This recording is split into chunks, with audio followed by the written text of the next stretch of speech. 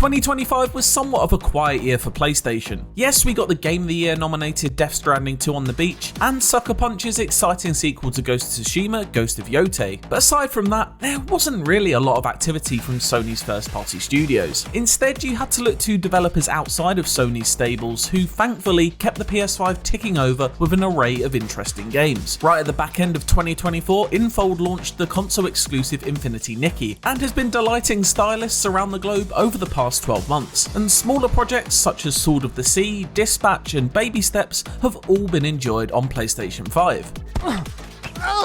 Of course, the fact that there weren't many console exclusives didn't mean there weren't a whole host of great games to play on our PS5s last year. Quite the opposite, in fact. Award sweeper Clair Obscur Expedition 33, the long-awaited Hollow Knight Silksong, and acclaimed RPG Kingdom Come Deliverance 2 led the third-party offerings. Plus, 2025 really was the year of Xbox going fully multi-platform with its library, as Forza Horizon 5, Gears of War Reloaded, and The Outer Worlds 2, to name just a few, all made their way to PlayStation. And that's showing no signs of slowing down in the coming year either, with a certain Master Chief set to grace a Sony console for the first time. Give them hell, Chief. The truth is, Sony has just been pretty quiet when it comes to exclusives of its own, with little new to shout about from a hardware perspective either. And that's before we even get into the problems Bungie, now a PlayStation studio remember, has faced with Marathon. So are things looking more exciting in 2026? Well, Marathon will certainly be hoping so, as it aims to combat PlayStation's recent live service travails. Let's dig into it, as well as everything else to expect from Sony this year. Death's always waiting.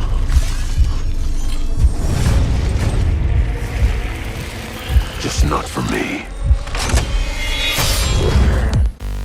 Heading into 2026, all eyes are on Logan, as Insomniac aims to bolster its long winning streak of Ratchet & Clank Spider-Man games by taking on another comic book hero. Marvel's Wolverine is currently penciled in for a late 2026 launch, although we'll have to see if those plans change at all due to a certain Rockstar game moving to a similar time frame. Whenever it does release though, we look to be in for a treat, if our first look at gameplay during September's State of Play is any indication. While much is still yet to be revealed about its story, we're eager to learn more and see just who else from the X-Men and the wider Marvel universe will be popping into Logan's world. Mystique and Omega Red have already been confirmed, but surely Sabretooth is a must, as well as a cameo at the very least from either of Insomniac's Spideys, Peter Parker or Miles Morales. Which of the X-Men do you want to see most? As for PS5 exclusives that actually have release dates confirmed, there's only Saros, Neo 3 and Phantom Blade Zero. The former is Housemarque's follow-up to the acclaimed Returnal, and looks to be sitting in a similar mould of colourful, particle-filled, challenging shooter within an alien planet shell. Now arriving on April 30th after a slight delay, it will take players on an expedition to a lost colony as we step into the shoes of Raoul Coley's Argent Devraj, and kill and die our way to uncovering its mysteries through its repeating roguelike structure.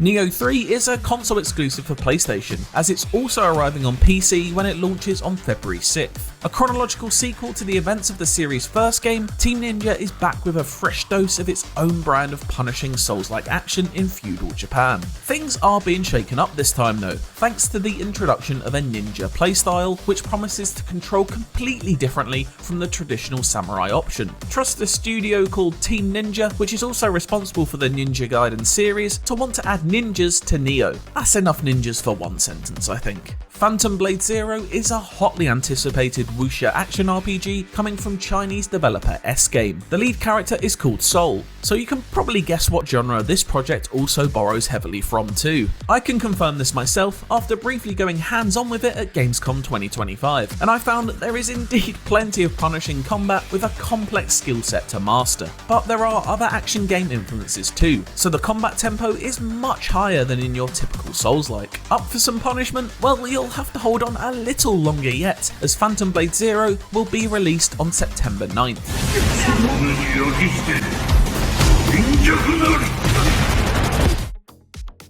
Now onto the stuff we're led to believe will be coming in 2026, we just don't know when yet. First up is Marvel Tokon Fighting Souls, the new superhero fighting game from Guilty Gear developer Arc System Works. A uniquely stylized interpretation of the Marvel universe, it looks set to be a real contender in the fighting game community, if its recent closed betas are anything to go by. Freshly revealed at the Game Awards, 4Loop is a new co-op shooter from Left 4 Dead creator Mike Booth and Bad Robot Games, the video game wing of film director J.J. Abrams' production company. A PS5 and PC exclusive, it seems to infuse some roguelike elements with a sprinkling of Helldivers and Left 4 Dead.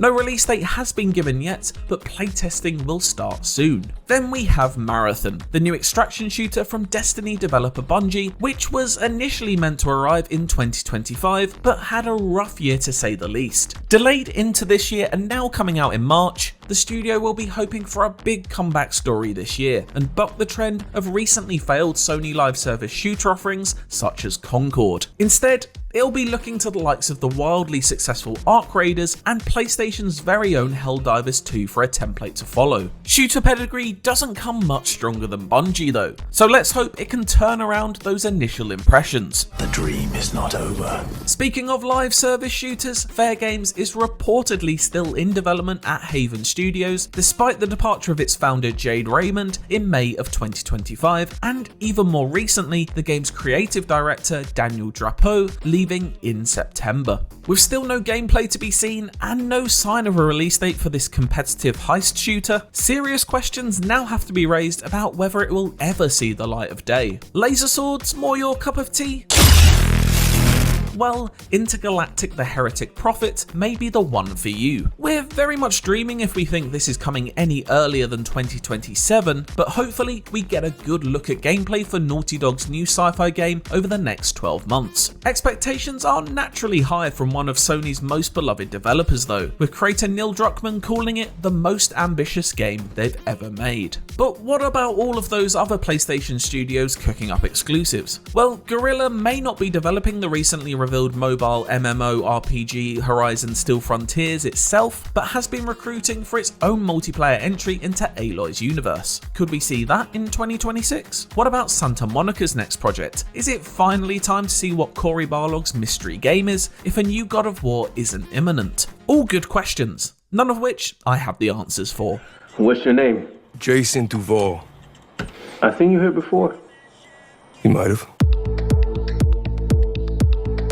Another look to the year ahead in games, and another opportunity for me to say how excited I am for GTA 6. Surely after its most recent delay to November, 2026 is the year we finally get our hands on the latest Grand Theft Auto. Please Rockstar, don't do it to us again. Our loss is a bunch of games gained though, with spring opening up wide for a fair few to fill that GTA-shaped void. These include Capcom's latest entry into its legendary horror series Resident Evil Requiem, and IO Interactive's first non-Hitman project in a long time, James Bond adventure 007 First Light. Plus, Pearl Abyss's expansive open-world action of Crimson Desert will be soaring onto consoles and PC in March as well. LEGO Batman Legacy of the Dark Knight is looking to pick up where Rocksteady's Arkham trilogy left off and infuse its satisfying melee combat with that indelible minifig charm when it launches on May 29th. But so much of 2026 remains uncertain, likely largely due to GTA shifting around more than James Brown did on stage in the 70s. Let's start with some multi-platform games we are pretty confident are coming this year, before moving on to ones that will likely remain rooted in our dreams. Yes, Master Chief will soon be controlled by a DualSense. Halo Campaign Evolved is heading to the PS5 in 2026, as Microsoft continues to unleash its library onto other platforms. This Unreal 5 engine remake of the 2001 Xbox Classic could prove the spectre at the feast for Bungie, the original developers of Halo Combat Evolved, if its own marathon launch doesn't go as planned. At least it won't be competing in the multiplayer market, as this new edition of Halo only includes the story campaign. Marvel 1943 Rise of Hydra recently shifted out of its original window of early 2026 to beyond early 2026, so your guess is as good as mine as to when we'll be playing Amy Hennig's Captain America and Black Panther in World War II story.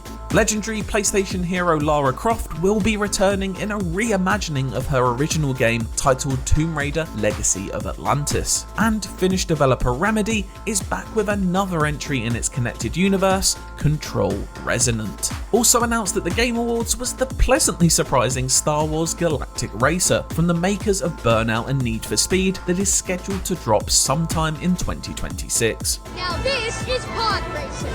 Capcom is also set for a big year outside of Resident Evil, with Onimusha Way of the Sword and Pragmata both set to hit. As was the way in 2025, 2026 also looks set to keep you happy if you're a fan of katanas and unnerving robots. As it will for vampire fans too, with The Blood of Dawnwalker looking really promising thanks to a non-linear narrative and sandbox-like structure crafted by a team led by former Witcher 3 devs. Then there's Mixtape, a game I have added to this list as one of my personally most anticipated of 2026. The sophomore project from the Artful Escape studio Beethoven and Dinosaur, this 80s inspired coming of age adventure is definitely one to keep on your radar. Is 2026 finally the year we get to play a new Ken Levine game? The BioShock creator hasn't given us one since 2013's Infinite, and Judas has been in development for a long time now. Let's hope this is the year, because it's something I need in my life. As is The Witcher 4, but even I'm not foolish enough to believe that CD Projekt Red's Siri-led RPG is coming anytime soon.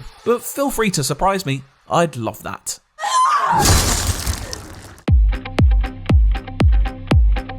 We're not necessarily expecting any big hardware splashes this year, with the next console generations theoretically not due until late 2027 at the earliest. Sony tech wizard and, most importantly, creator of Knack, Mark Cerny, did recently discuss new graphics capabilities in a discussion with AMD, which sparked PlayStation 6 speculation into overdrive, but it's still likely a couple of years away at least. Results are quite promising, and I'm really excited about bringing them to a future console in a few years' time. Rumours are also abound of a new PlayStation handheld, after suggestions were made over the past summer that Sony could even be following Nintendo's blueprint for the Switch and turning the PS6 into a hybrid home and portable console. Of course, this is all just wild speculation, but with powerful hardware only reducing in size and cloud capabilities ever growing, it doesn't feel like too much of a stretch to imagine. As I said though, we're still quite a way off hearing anything concrete in regards to the future of PlayStation hardware.